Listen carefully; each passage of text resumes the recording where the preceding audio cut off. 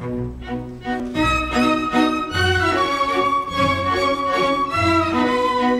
increasingly robotic future stimulates the imagination, but is also drawing concern.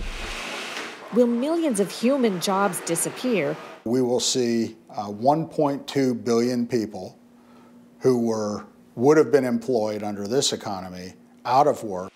Is a robot tax the answer? The Molenbeek neighborhood of Brussels has been labeled a breeding ground for terror. In November of 2015, when a Friday evening in Paris turned into a horrifying spectacle of coordinated attacks, 4 of the attackers were from Molenbeek. Belgium is a small country. We have not a tradition of these terrorist acts. We were not prepared for the global world. Americans living in Singapore. People still feel the sense of patriotism, the sense of responsibility for our country. For that, I feel very proud. We take the pulse of expats far from home. They're curious to know what Americans are thinking. And then the questions that I get is, your government doesn't seem to be working. Why is that the case?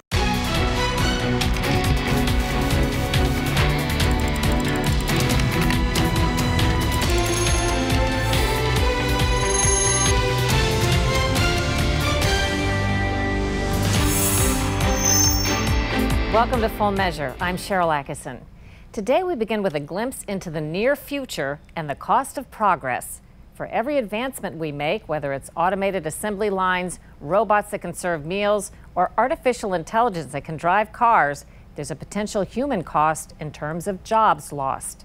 Some believe a coming automation revolution could destroy more jobs than the Great Depression and the Great Recession combined.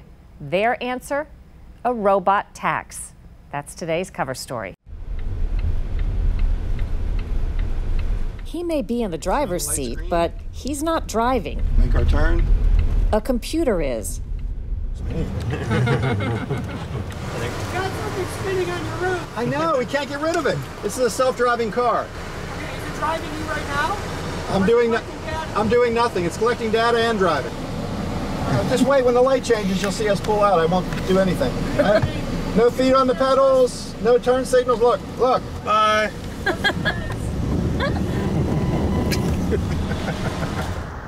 I'm in the back seat of one of Uber's new driverless test cars on the streets of Pittsburgh. Uber has mapped and computerized every speed bump and stop sign in the city, and live detectors on top of the car can detect a jaywalker or unexpected obstacle and react accordingly. So objects that are orange on your screen back there or reddish looking, they're objects that we could interact with. They're objects that are moving or could be moving. So bicyclists, pedestrians, other vehicles will show up there on orange.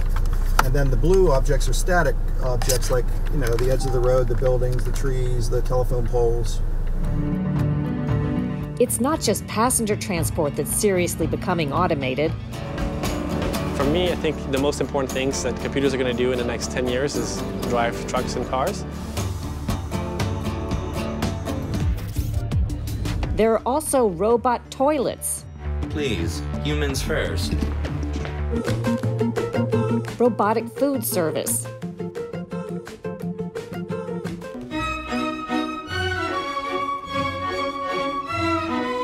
And a robot named Yumi recently became the first to conduct an orchestra.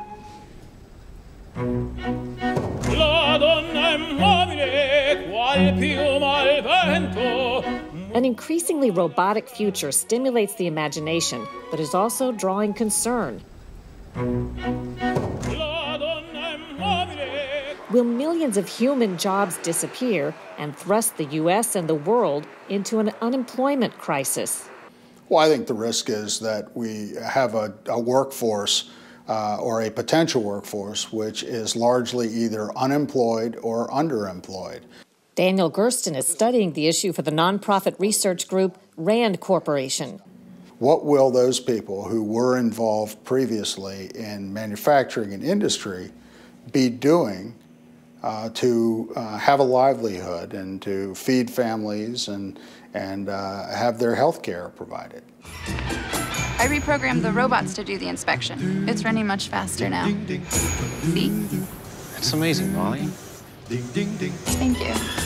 One study had pointed to within the next handful of decades, we will see 1.2 billion people who would have been employed under this economy out of work, and that will equate to $14.6 trillion. Right now, if a human worker does, $50,000 worth of work in a factory, that income is taxed.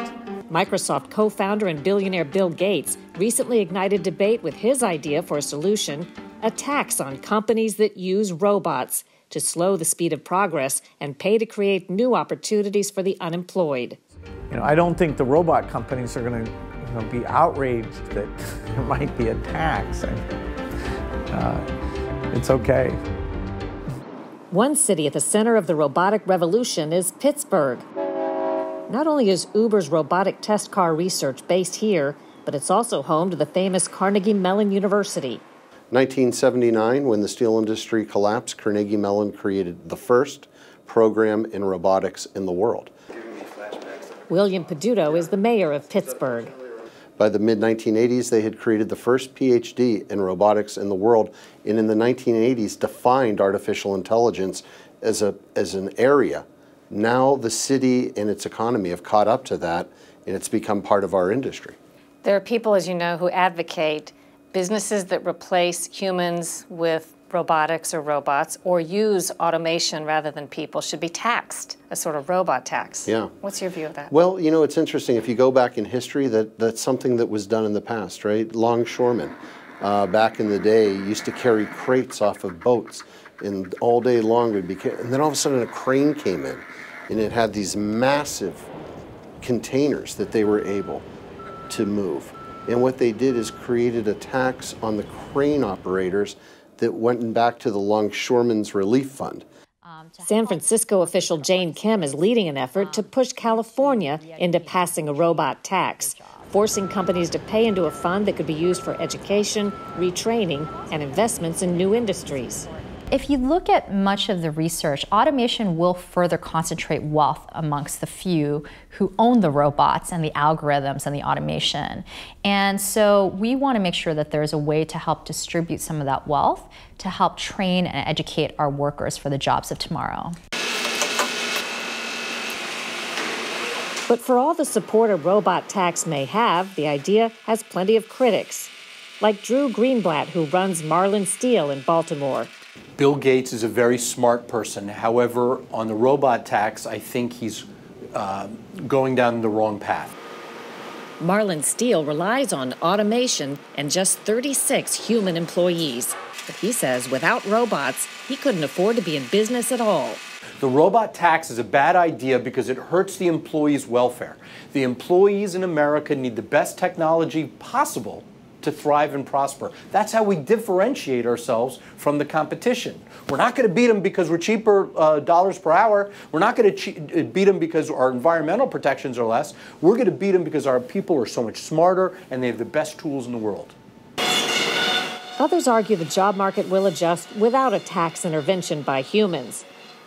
In fact, a study in the UK says over the last 15 years, 800,000 jobs there were lost to automation, but nearly 3.5 million jobs were created by new technologies. Meantime, the future drives ever forward. Uber's CEO says he hopes to begin short driverless taxi trips in Pittsburgh next year. At first, maybe just 5% of Uber rides. They're still working out the glitches, so with traffic like this, I always take over? For now, a human backup and sometimes a technician in the passenger seat are still in the cars. Pittsburgh's mayor told us that even if a robot tax isn't the ultimate answer, society will have to think long and hard about how best to deal with the inevitable disruptions of this next automation revolution. Ahead on Full Measure, Scott Thuman takes us to a Brussels neighborhood trying to shed its image as a breeding ground for Islamic extremist terrorists.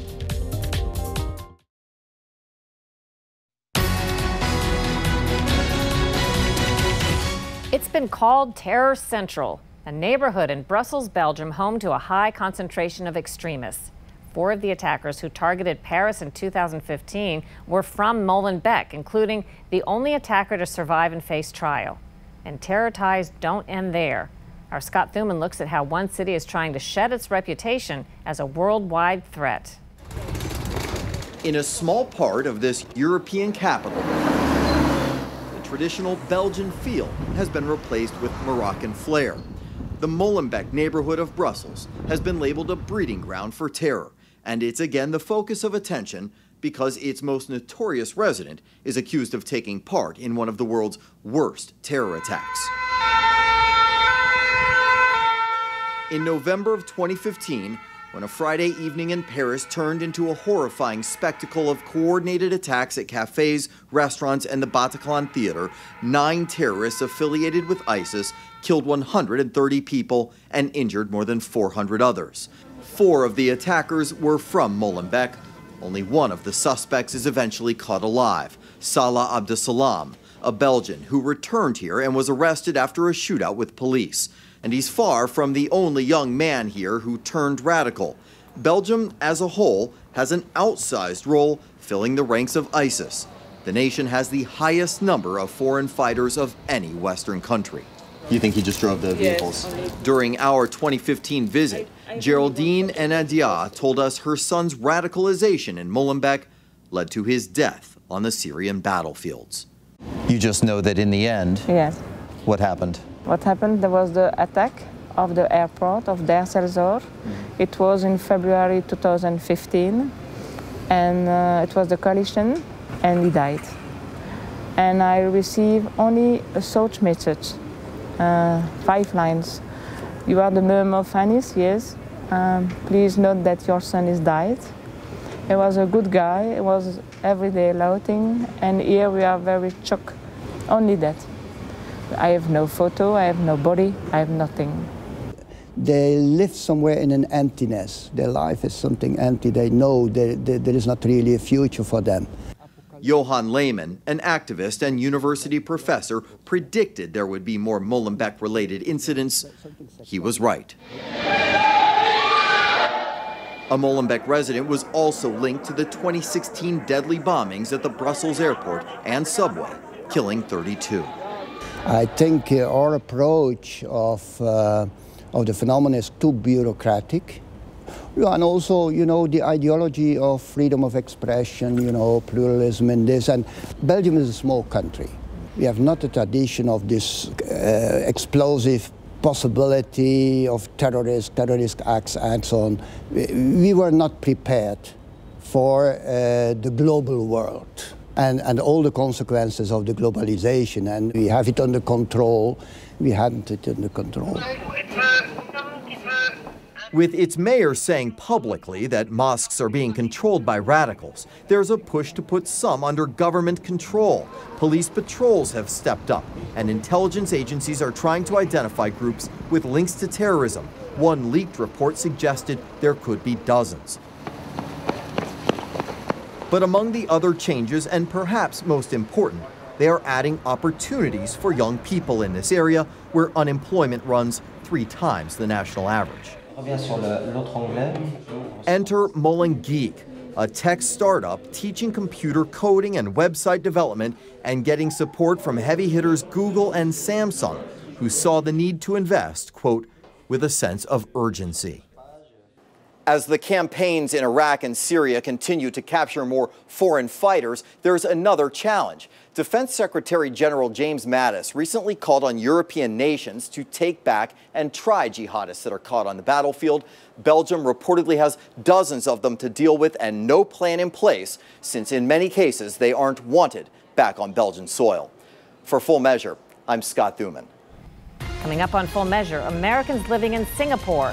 On a recent trip, we asked them about security, money, and how that country views America.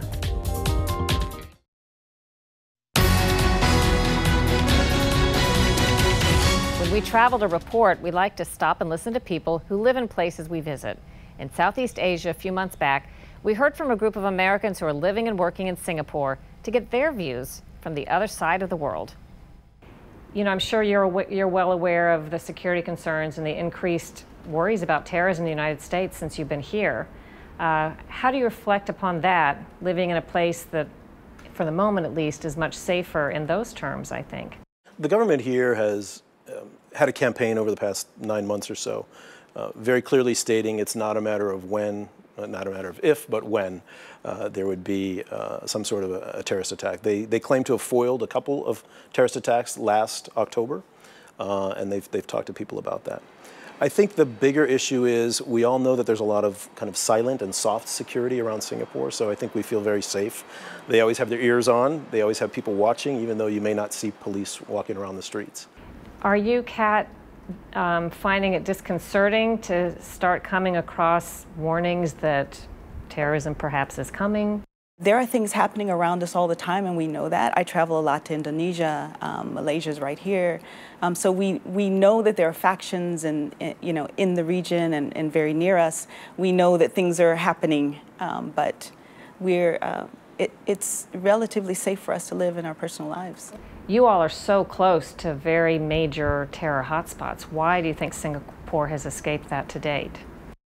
A couple of reasons. First of all, there have been some Singaporeans who have gone to Syria or who were planning to go to Syria to fight with IS there, and they've captured them, they've jailed them. So the government is very, very cognizant of what's happening. Explain to me how Americans are treated in terms of taxes living overseas compared to other nationalities. Here, we actually have to pay both Singapore and U.S. taxes. Now, there are some, breaks that you get on your U.S. taxes for what you earn here, but you actually have to also report all your earnings, all of your investments, everything here, and that gets taxed back in the U.S. as well. What do you think about that, Sharyl? It's just an is. It's always been that way, and I don't really have a strong opinion one way or the other. There is advantages that I still take by having family and a home still in the U.S. And so obviously I firmly believe I should be paying for that in some fashion. There are probably fewer Americans here than there otherwise might be because they have to pay more than other nationalities in taxes. Well, when we see that around the globe, there's some 5 million or maybe a few more expat Americans who live overseas. And they are, by and large, trying to do work for companies to take money and or jobs and or opportunity back to the U.S. So the idea that they would be taxed for living overseas when they don't use services and things, and we've been in Singapore 13 years. How many government services have we used in the U.S. in 13 years? I would say pretty much zero. Sharyl, what is your impression of how America is viewed here by people who aren't Americans? I've actually had a lot more interesting political conversations than I had when I was living in the U.S. Only because you've got so many people from so many different nationalities that have gone through their own different types of elections. They are curious, in my opinion. They're curious to know what Americans are thinking.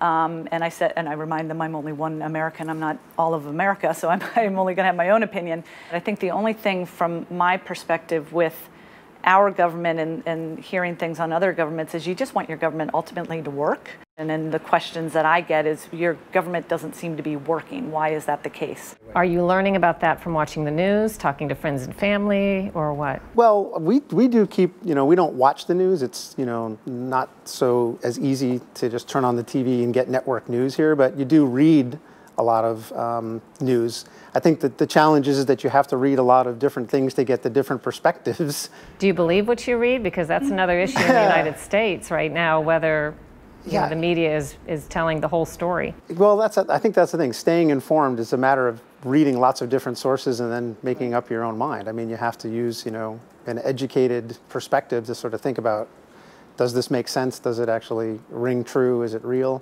When you look at the campaign season, or just really the last 8 or 10 years, if you like, how have you felt about being far from home while all of these discussions are taking place? In that sense, although I feel connected in a way, I feel like I can't possibly understand exactly what they're going through.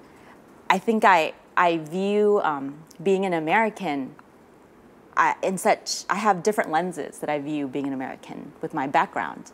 I think, you know, I'm an American who was born and raised in the United States, which makes me very proud to be an American. I am an American whose family is an immigrant family, and not only that, they are a refugee family. I have to say that with everything negative that's going on, I still have to look, I still look at the positives. People still feel the sense of patriotism, the sense of responsibility for our country, and they want to do something about it. And so for that, I feel very proud. So what brought the people in our group to Singapore? In a word, work. From financial services to media consulting. Our thanks to all of them. Next on Full Measure. A $13 bullet? We follow the money through the Pentagon's new budget.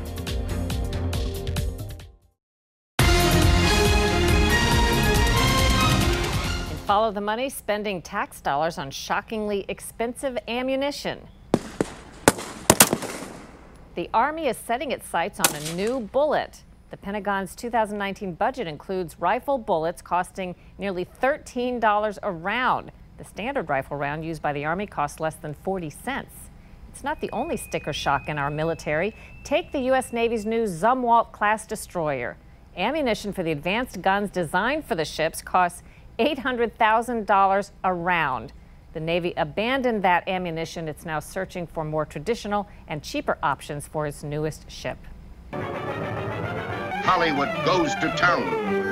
The sky ablaze with searchlights. Next week on Full Measure, no hooray for Hollywood. There's been a cascade of sexual harassment and assault allegations against top actors, directors, and moguls. We travel to Los Angeles to dig into a long history of hypocrisy in Hollywood. When I say Hollywood hypocrisy, when it applies to this topic, what does that make you think of? Hollywood hypocrisy pertaining to sexual violence, I think, refers to the fact that we have known that casting couch culture promotes sexual violence for a century, and we've done nothing about it. Of folks who are now speaking out about it, but have known about the issue for decades and have done nothing. They've remained silent. When I've talked to people that work in Hollywood production firms and things like that, you know, one of the things that they've said is many people get treated like props that eat, you know, that that's how people roll. Unless you have high status, you don't get the respect. Investigating the ugly side of Hollywood next week. Until then, follow us on social media and our new Instagram account. We'll keep looking for stories that hold powers accountable. I'm Sharyl Attkisson.